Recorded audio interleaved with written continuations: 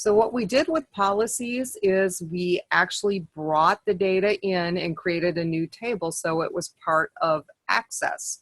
What we're going to do now is we're going to link a table. And this is completely different because when you link a table, you can view the data in Access, but the data itself is actually being stored in Excel. And if you don't have the Excel file, you can't view anything in Access. So it is very different. So we're going to go ahead and go into external data. And then we are going to select Excel just like last time. But instead of pulling the data in, we are now going to link to a data source. And we have to tell it what the data source is. And they would like 8 policies. So let's go ahead, select 8 policies, and now we are linking. So we're going to go ahead and click OK. And this looks very similar to what we just went through, but there's a pretty big difference in what happens with the data. So we're going to go ahead and click on Next. And for the name, we want linked policies. And then we're going to click on Finish. Okay, so now it just says it's finished linking, so I'm going to click OK. And here you can see the difference between policies and linked policies. Linked policies has the little Excel symbol next to it.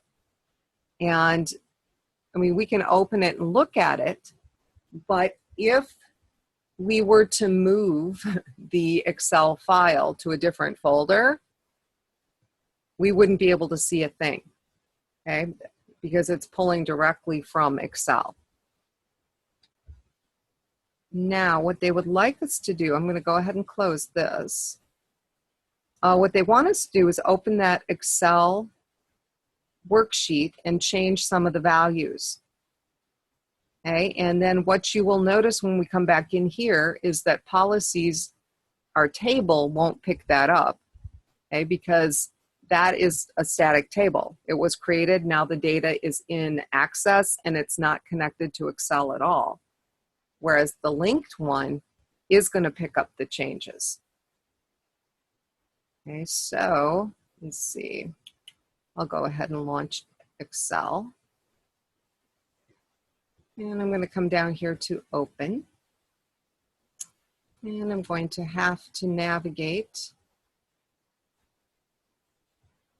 Now, if you want to just go directly to your Access Level 1 Chapter 8 folder and open up policies, that's fine. Or you can do it like I did, where you launch Excel and you go to File and Open. Okay, either way works. What they would like us to do is go to cell C3. And right now it has 745, and they want us to change this to 850. Whoops, got to enable editing first. So let's change that to 850. And then we're going to go to cell A26. And let's see. And we're going to key in a new little, I guess we call it a record.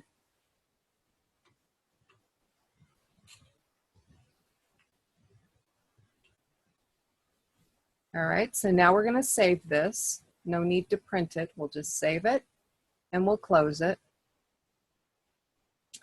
And if we open up the policies table, you are not going to see that change. Okay, change does not exist here. And we do not have that new record at the bottom either. So let's close. But if we open up linked policies, we are going to see the change.